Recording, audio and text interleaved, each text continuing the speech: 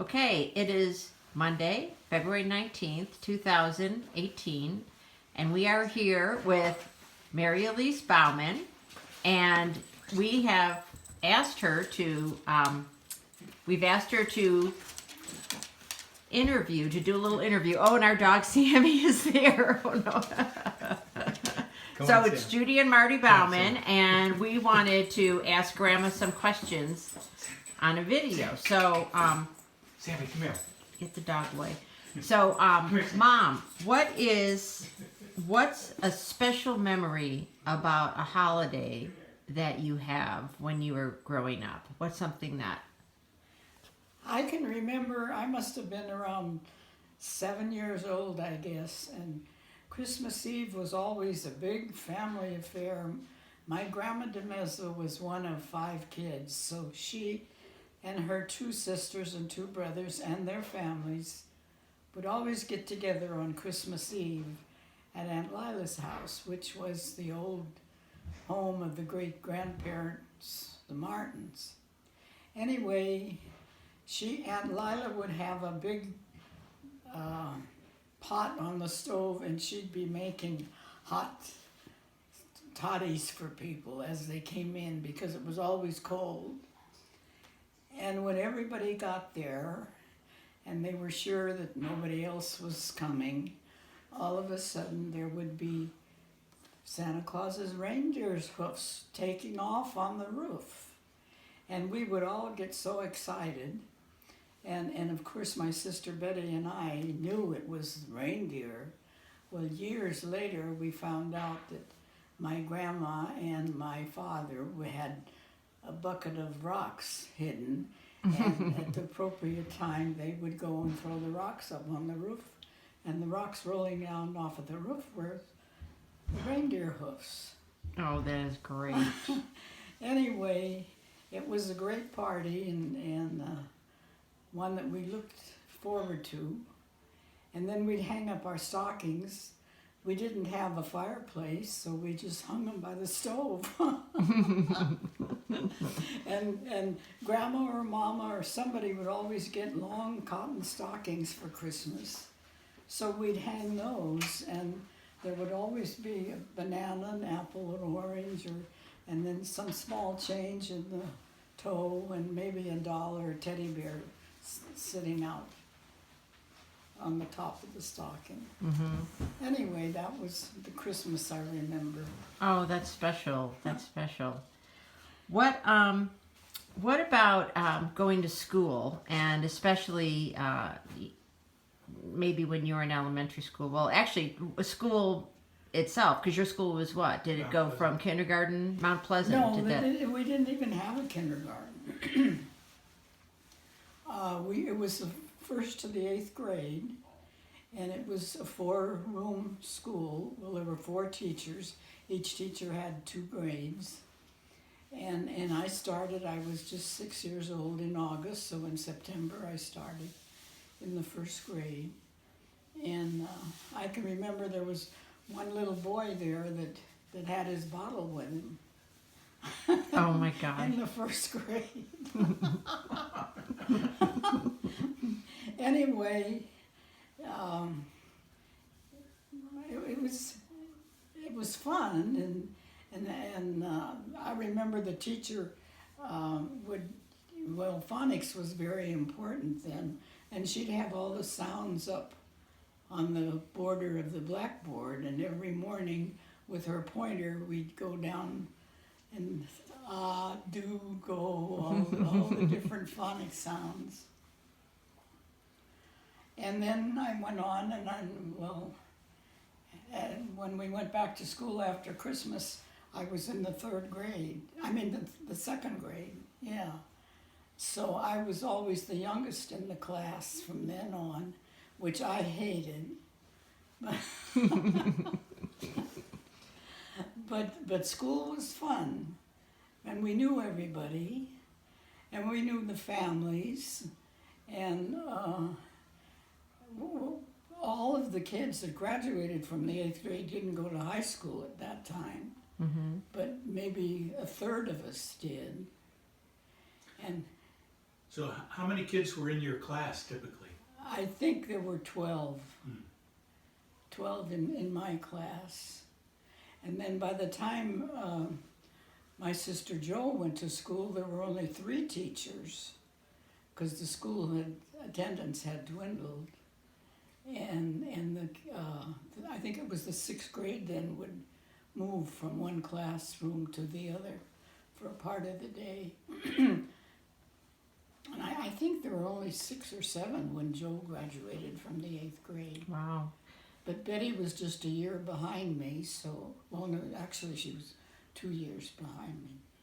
But I think there were 12 or 14 in her class too. And the teacher was Mrs. Lilly, who was also principal. And we were scared to death of her when we were in the primary grades, but then as we got older, we weren't so frightened. Would you have high school dances or basketball games or any sports or things like that? In grammar school, no. The boys had games with other schools, but the girls didn't. But in high school, yeah, I went out for basketball and volleyball in high school and enjoyed that. High school, I never went to any of the dances because I was only 14 and 15 and I was too young. All these other kids were 17 and 18.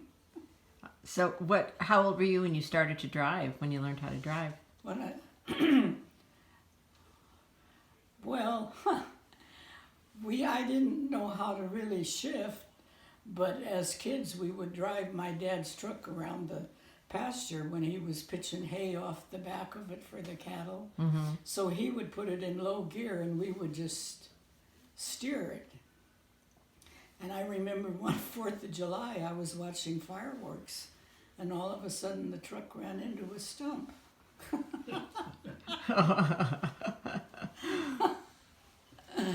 But nobody got hurt or anything. But Good, anyway, good.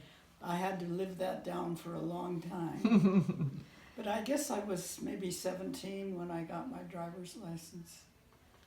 I think your story about the deportment grade is a funny one. That's a good one. Oh, my dad was a stickler. You had to get A in deportment. And I remember getting my report card and I had a B in deportment and I was scared to death. And I asked the teacher if I could use the telephone in the library. And I called home and asked Mama what should I do? Should I come home? I got a B in deportment. I don't know where I was going, but...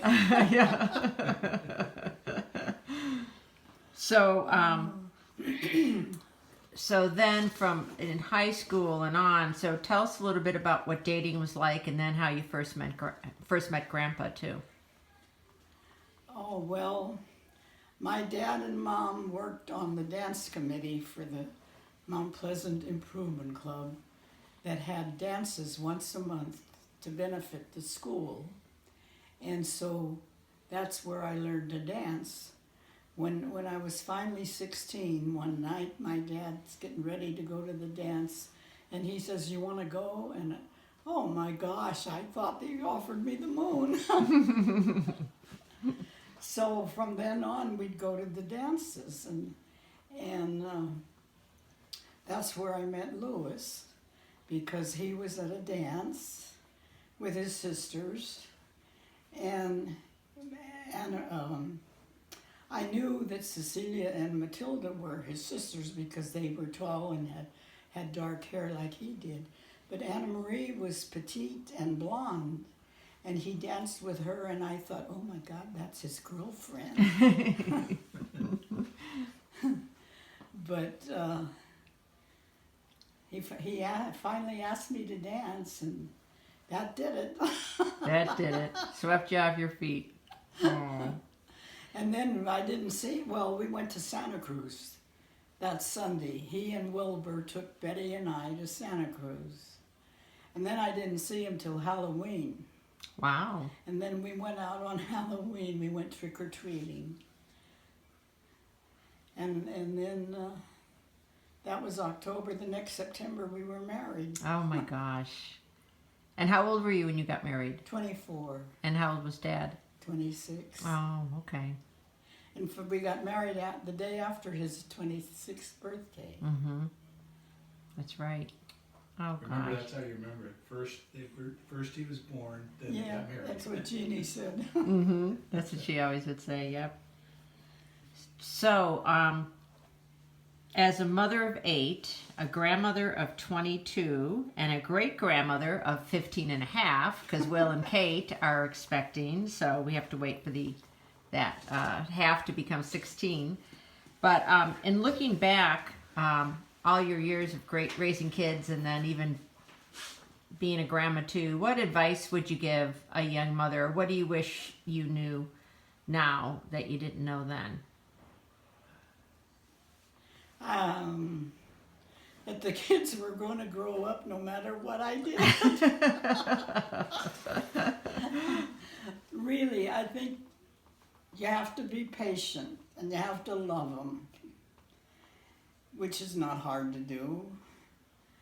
But they grow so quick that you just have to enjoy them while they're little.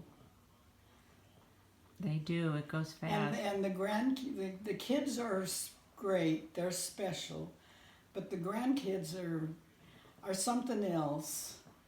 And you always see expressions and